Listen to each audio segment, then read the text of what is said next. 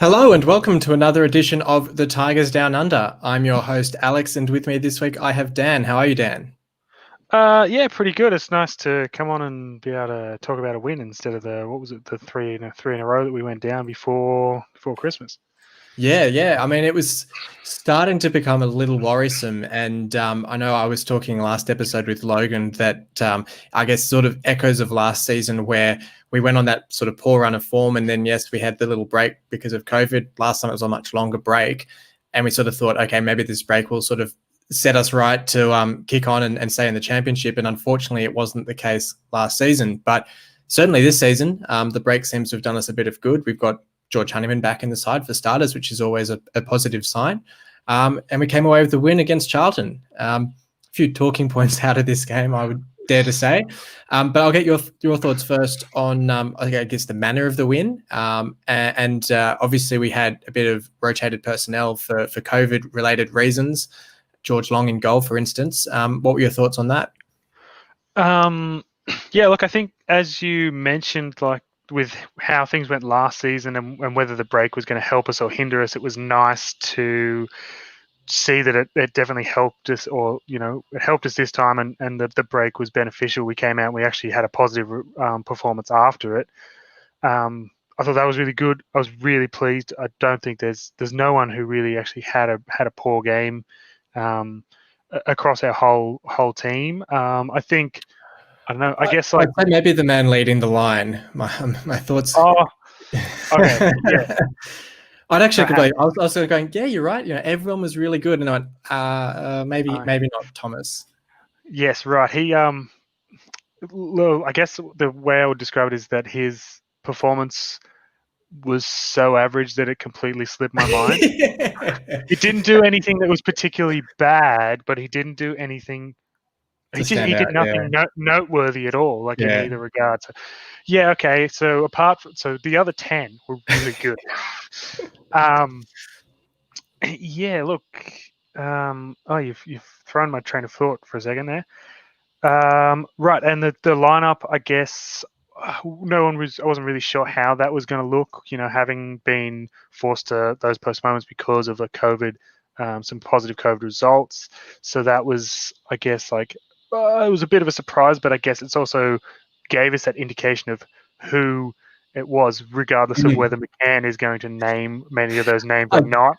Yeah, I did find that funny that he was that he was sort of like, oh yes, well I can confirm that Ingram had it because he's given me permission to talk about it.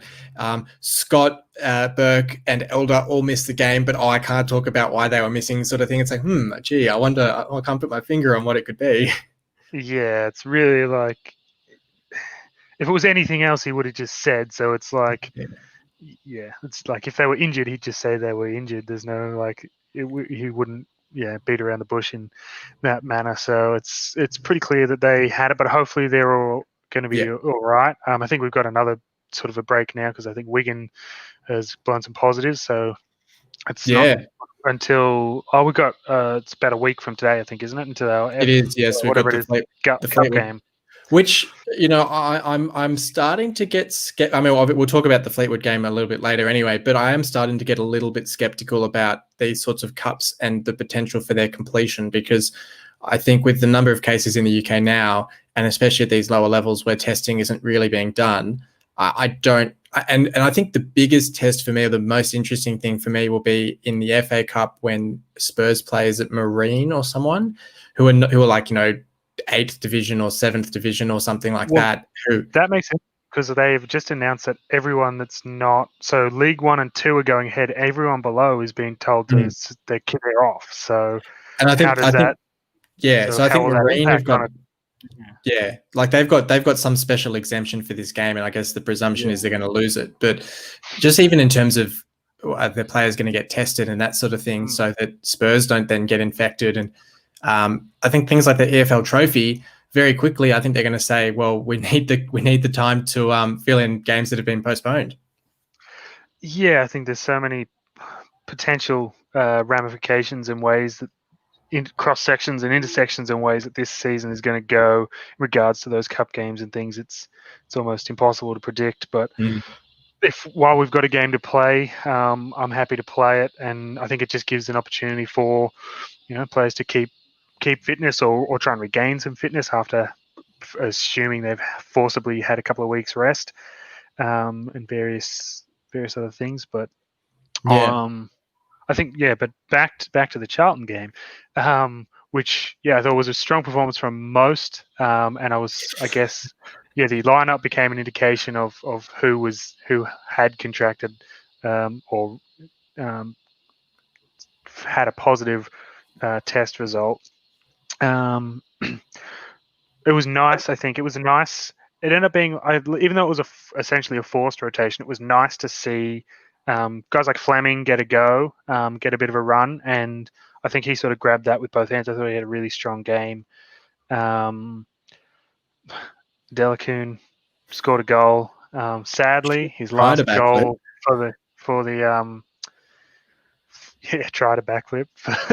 Sadly, his last goal for the club for the foreseeable future, as obviously being recalled by Bristol City, but which is a bit of a shame. But I think it was in the news. It was sort of happening. So Yeah, it was one of those ones where there'd been a bit of talk for a few days, so it wasn't a complete shock that he went. And I was actually a little bit surprised he'd only scored the 3 goals, because his goals, and I tweeted out about it when I first saw the news he'd left it, all 3 of his goals were reasonably important or reasonably memorable goals. So you sort of think that he might have scored a couple more. But that first goal that he scored on debut against, I can't even remember who it was against now, was a really good finish. And then his second, which was in the EFL Trophy, I think, from distance against, was it maybe Grimsby or somebody? And then, of course, last weekend against Charlton as the third goal as well to open the scoring. Yeah. And, all 3 pretty good goals. And he'll certainly be missed as an option up forward. So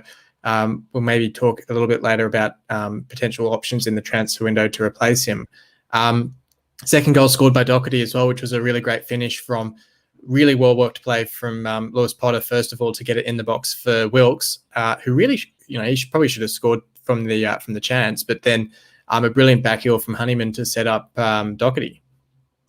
Yeah, look, I think the first goal was a bit scrappy, but it went in, and that's what counts. And the second goal was really nice, and just a cracking finish from Doherty, and he really looks like since he got that first goal a few weeks ago that he's really starting to find that confidence and find that range in his shooting, and he's becoming a very, very dangerous player, which gives us, I think, that midfield we're got to be getting close to in terms of like attacking prowess, in terms of the assists and things that Honeyman's contributing, and now that Doherty's jumping in with some goals and Honeyman's chipped in with a couple, I think, as well. Yep. They'll be turning into quite a formidable, attack midfield trio, and that's without counting the goals from our forward line. So I think that's really good. But yeah. Other than the goals, of course, there was a few interesting moments. I guess both off the pitch between McCann and Boyer, and also with Pratley, I think, was it, who got sent off? Was it a kick on Wilkes? I think it was. So that's what the seems to be what I think. What I saw on Twitter was that it had been reported as that he kicked out or something, but it wasn't really clear. There was no footage of it. It wasn't really clear exactly what had happened from watching it live. But yeah, some interesting ones, because that whole bit of a feisty performance from Charlton.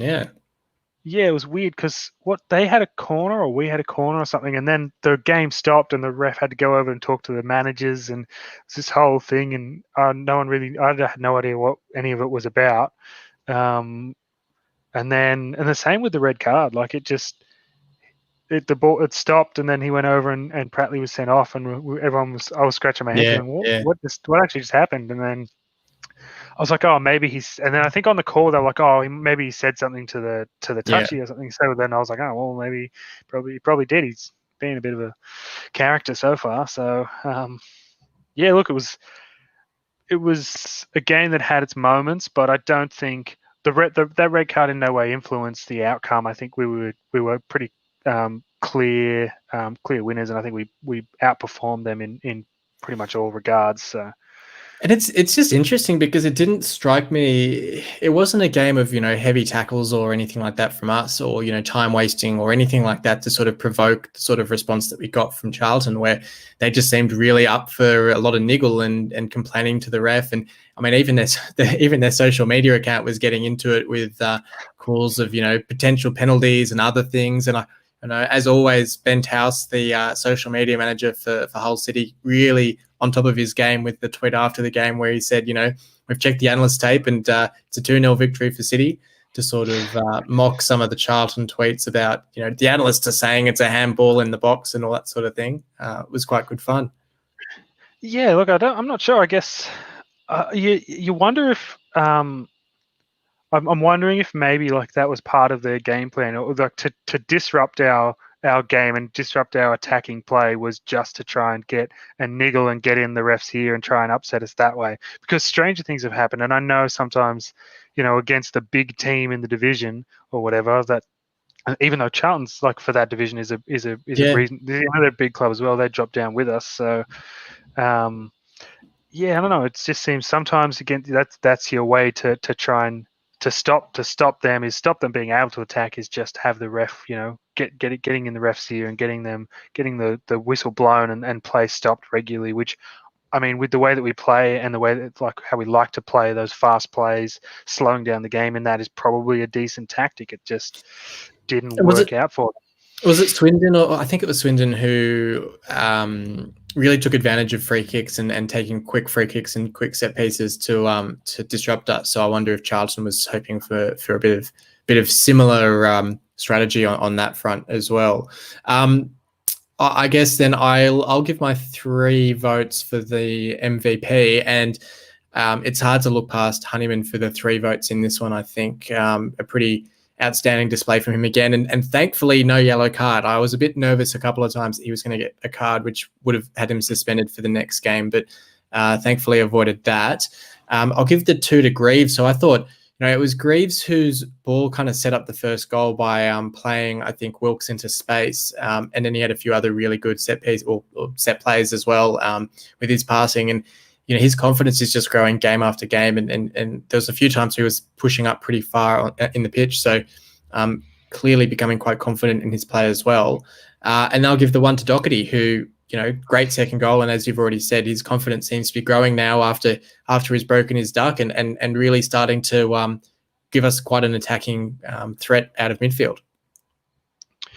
Yeah, look, I don't actually know if I could argue with any of those. They're probably the 3 clear choices. Realistically, Greaves he's for me he's just a really impressive young kid,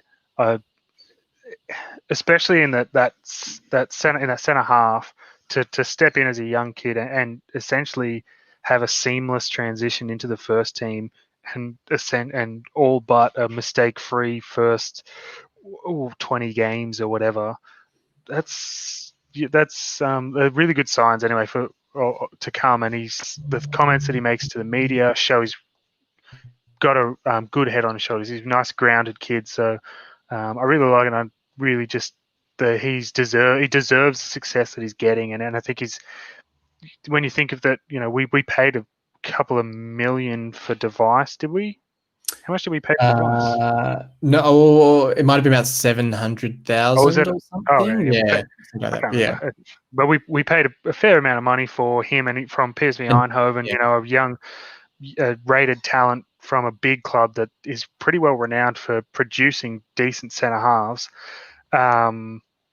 That he's ousted him, at a time last year we thought there's no one who would possibly be able to come in and knock Big Geordie out of the back line, for a young kid to have just stepped in his first full season and done it with ease, essentially, because I can't see any way, bar injury, that Device would force his way back in front of Greaves anyway. And I guess, as a good segue there to continue talking about Greaves, I should say, is the sort of Twitter rumours or transfer rumours that have started to pop up that Newcastle are interested in him, and we all know that Brucey loves the centre half, especially a young promising one from League One, as he did with Maguire going to City. I guess firstly, do you see any risk of Greaves leaving in this window? And secondly, do you think City would even entertain offers at this stage? So I think to a two-part question, I'll give you a two-part answer. It really, I think it really depends on how much Newcastle wants him. I don't think that they're going to pay the money for that would reflect him being a first team player at Newcastle.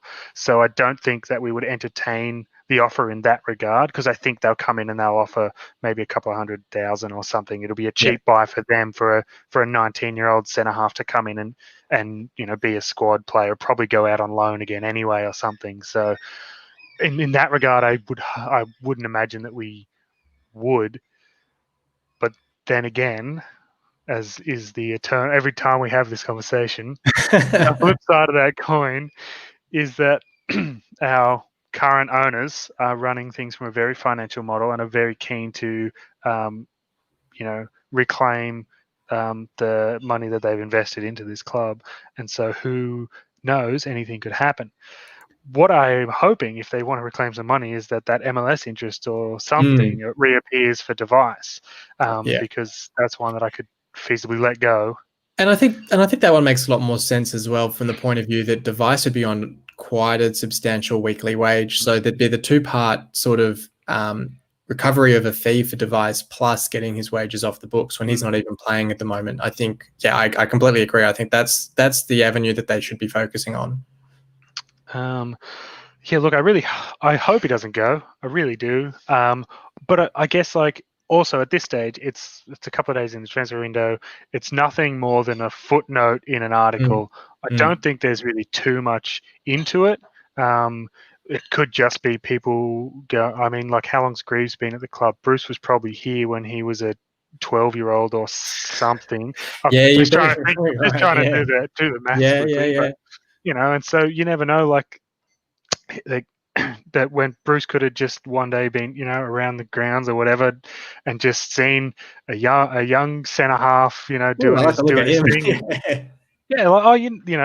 Go, and he's got all the skills to continue, and just perhaps he's kept an eye on him over the years. Who knows? I was thinking that, because I was thinking that in terms of Lewis Potter as well, that these guys, and Fleming as well, who we'll talk about in a second, but Fleming, who joined the club as a 9-year-old, I think he did, and he's now, I guess, 19 or 20. So he's been at the club since, almost the Phil Brown days. So obviously Phil Brown wouldn't have gone along to watch the under-10s, but, feasibly at some point in his development, whether it was under Brucey or Marco Silva or any of those managers, these guys were at an age where they'd be starting to catch the eye of the first team in terms of, we presume that these guys would have been sort of standing out even at that level. And therefore kind of catching the eye and being sort of earmarked for later down the track. Yeah, well, I think the other thing is, like, every time you'd imagine every time as a manager that you get a centre half injury or you get a left back injury or whatever, you'd be going and having a look at what options you have within the club first and foremost before you then considered bringing someone in from outside. So you'd imagine at some point throughout their career in the youth system at Hull City that they would have been looked at in some manner at some point. So it's not entirely surprising. I mean, his performances warrant interest, I think, in terms of Greaves and Lewis Potter. And I think Fleming does. He's good enough that he does deserve to have interest, but I don't think he's been playing enough that he would really warrant that much interest. Not at this point, like not in the January window. Perhaps like in the I always get it wrong. Spring for us, it's their autumn winter window. But I don't know. But essentially, I don't think that Greaves will go. Primarily because I don't think they'll offer enough money for him if they make an offer at all. Yeah. And then, of course, we sort of already touched on Adelakun getting recalled by Bristol City. There's an obvious answer to the question of where do we find a replacement for him? And I mean, the obvious answer is that he's sat on our bench. But failing that, do you think the club will now try and go into the transfer window and find a replacement? Keeping in mind that, I mean, I did see it pointed out that I don't know if we've received any financial support from the league, but I do believe that clubs that then purchase players during the transfer window are then unable to rely on the league for any sort of funding in the second half of the season. So I'd actually be very interested to see how much activity there even is in this transfer window at our level, because I suspect a lot of clubs would just be sitting on their hands, sort of, continuing to function. Yep. Probably, but I think the other thing is so Adelakun is gone, which means we still have Keane Lewis-Potter, James Scott, Thomas Meyer. Is there Wilkes. anyone else? Wilkes, Eves, Magennis in our front line, which is still 8 or 9 players to fill 3 spots. So I don't think it's not like we suddenly are lacking options. And I think I think Meyer's almost a forgotten man in this situation. He is. But I don't know, because he was on the bench on the weekend. Did he come on in the second half, or he might have? Yeah, maybe for a little bit. I think so. Anyway, look, I think we have enough options that I don't think we're in a position to be panicking out and going and buying someone, particularly if that's the case, that if we were to buy someone, we wouldn't, be able to receive any financial benefits. I would imagine that we've done a pretty good job building that our squad up. That loss, the one loss, isn't going to impact us too greatly. I think if we desperately needed another winger, or forward, they would probably just dip into some of those guys who were sitting around the edge of our squad in some of those earlier games. Yeah. So Billy Chadwick, who I think he went on a 1-month loan or something. So. Yeah. And he's been playing really well there as well. I think he's scored a couple of goals. I was actually just about to mention that he'd be, if we needed to dip into the youth ranks, I think he'd certainly be one that would come into the squad. Him, and then some of the other guys, the young kids that played in some of those cup games earlier in the season.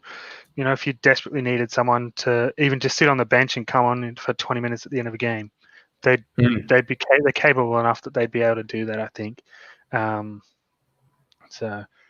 But no, definitely. So I mean, I guess most of the interest in this window will likely be on outgoings, and like we've both sort of said, I think Device is the one that, I mean, I'd sort of be sad to see him go, but in terms of the potential outgoings, I think he's probably top of the list as the preferable departure in that centre back grouping. We'll move on and talk about our player of the week, which is Brandon Fleming, who came back into the City side for just his second appearance of the season in the league, I believe, and played really well. It's really good to see a really capable backup option to Elder. I think having these options at fullback now are really, really great for the squad. And we sort of just talked about the fact that, he's certainly sort of starting to make a mark in the senior squad, and can certainly consider himself unlucky that he hasn't made more appearances this season, I would say. And that's probably just testament to the fact that Elder's actually put quite a decent season together. I sort of mentioned before, Fleming's been with the club since he was 9 years old, which, thinking about it, I think is probably 10 or 11 years ago now. And he's been out on loan at Gainsborough and then Bolton, where I think he was actually quite good at Bolton. And I don't know if that would have come before Josh Emmanuel's spell there, but I'm pretty certain he was there when Magennis was there. So I think they knew each other from Bolton. And then was in the side against Charlton, and obviously helped us to keep a clean sheet. So sort of steadily coming on with his progress as a senior player. So what have you made of his time in the senior setup? Look, I think I've been really pleased with what I've seen from Fleming this season and last. His few games last season, either in the league or cup games. Actually, he didn't make many. It's only a handful last season as well, wasn't it?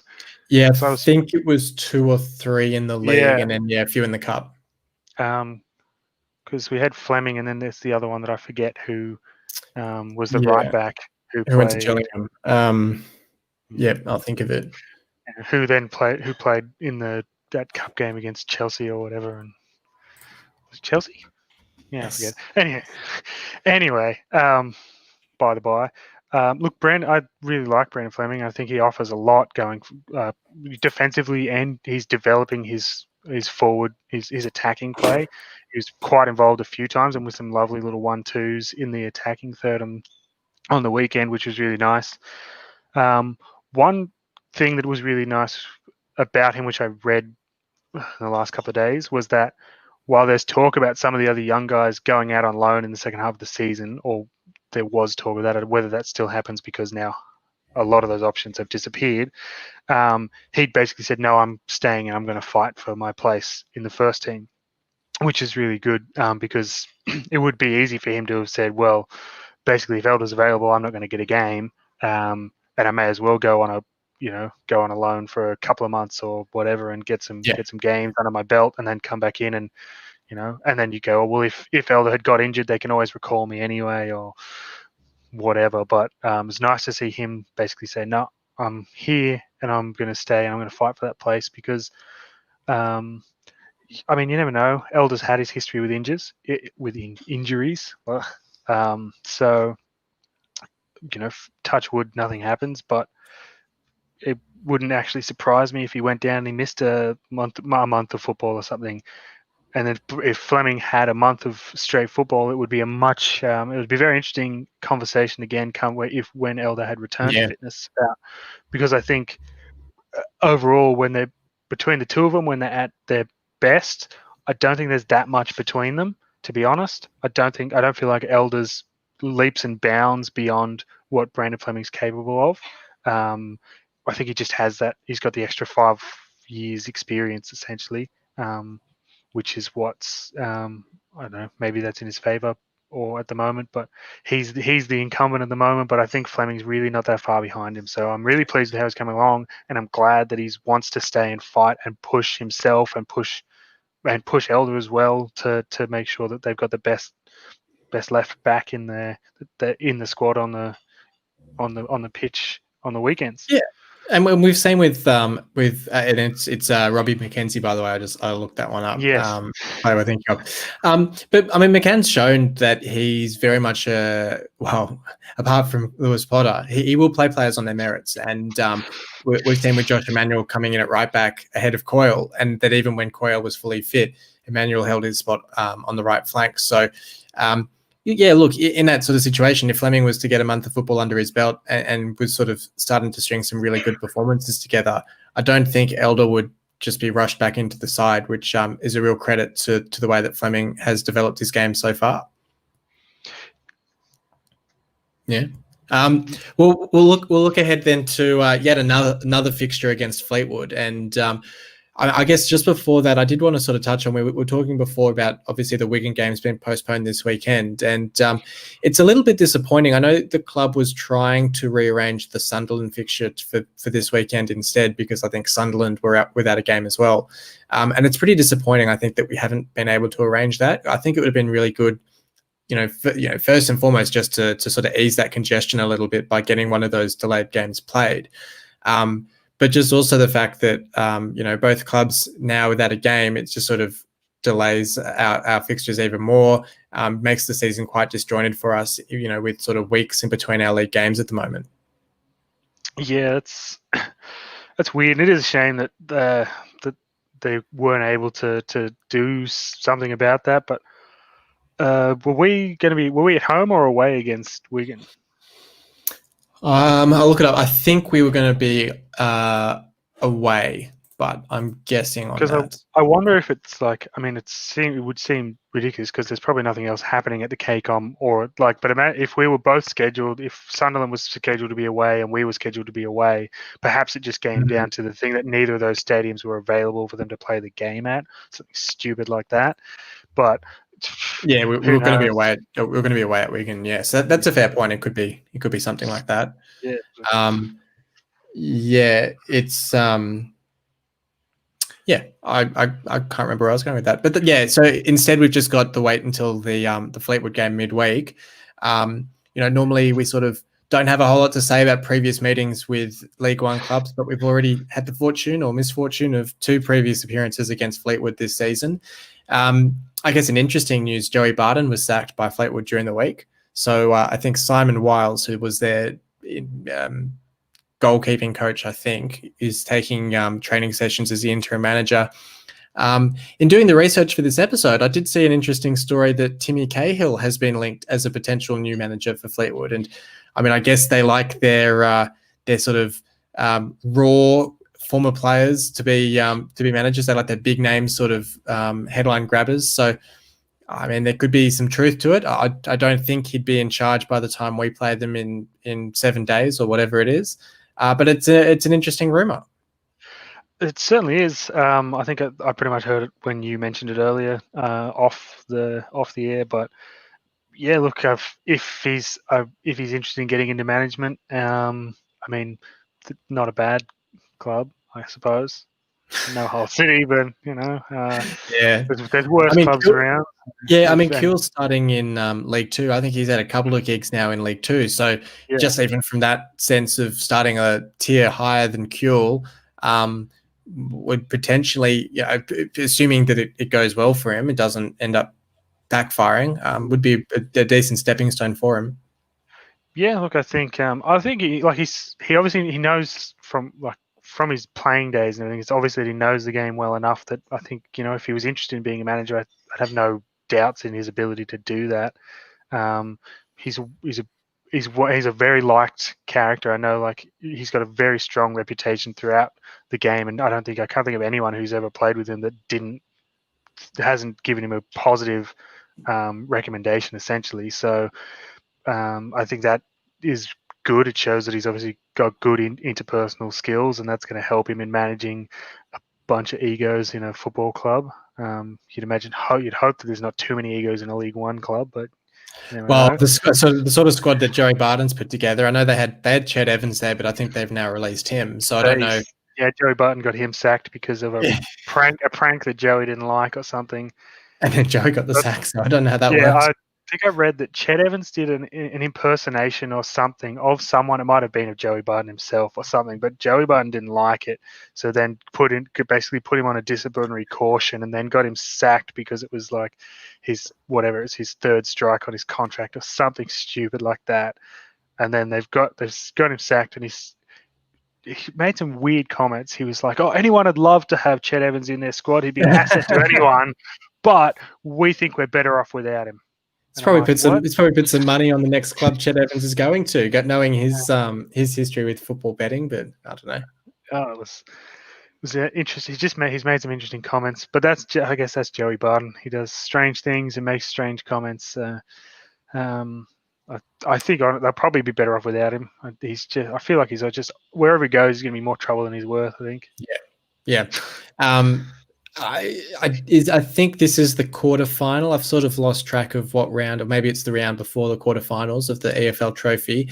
I sort of already expressed earlier, I've got my doubts over whether this competition will actually be completed, but while it's ongoing, there's always that slim hope of a trip to Wembley for City, which is always, we haven't been there for a few years. There was a period of time where we almost went there every second year, I guess, because we played there twice in that FA Cup run, and then a year later 2 years later, I should say, in the promotion final. And I don't think we've lost there in regulation time either. So sort of a home away from home for us. So it'd be nice to get back there anyway. But do you sort of, I guess because we've had so few games lately, it's almost to our benefit to play a stronger side in this game just to get some minutes in everyone's legs. Yeah, I think, what have we got? How many days between that game and the following game?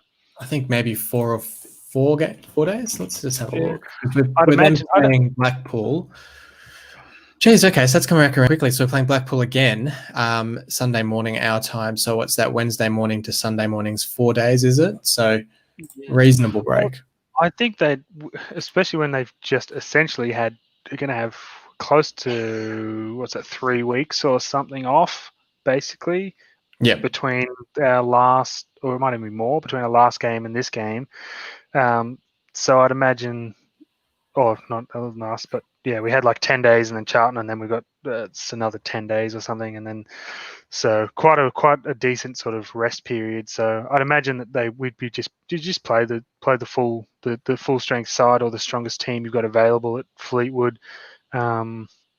If you win, you go through the next round. If there is a next round, cup runs and such. I love a cup run, but as you say, there's a lot of things that are up in the air at the moment, and a lot of implications that we don't even know about yet with how coronavirus is impacting on not only football but all of the UK and all of the world still. Yeah. So, but if there's a game there to win, we may as well put out a good squad, good team, and win it.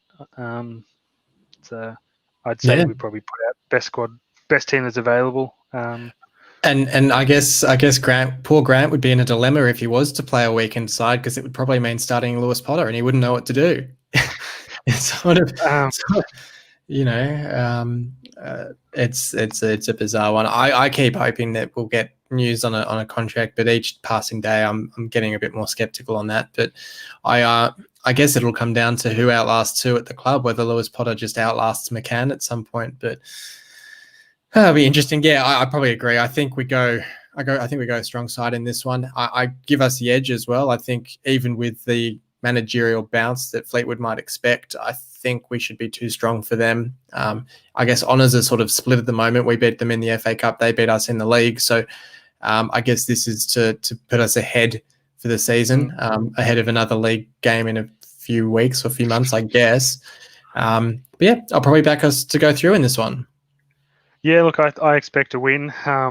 Yes, Fleetwood's becoming our new Arsenal. I think we're drawing them all the time in the cup now, or this season anyway. But yeah, look, I'd expect to win. I think I really just count that loss in the league as an anomaly. And I think we performed much better. We had a really poor game against them the first time when we played them in the cup. We had a much stronger performance and we came away with the win. So I'd expect the same again, especially backing on the strong performance against Charlton. I'd be hoping for another strong performance, and I'd be expecting expecting a win. Yeah, I always almost catch myself saying 3 points for the cup games, but yeah, absolutely hoping for the win in this one and through to the next round. But look, it'll be an interesting week. Only one game of football coming up. We sort of got into the routine of 2 games in a week.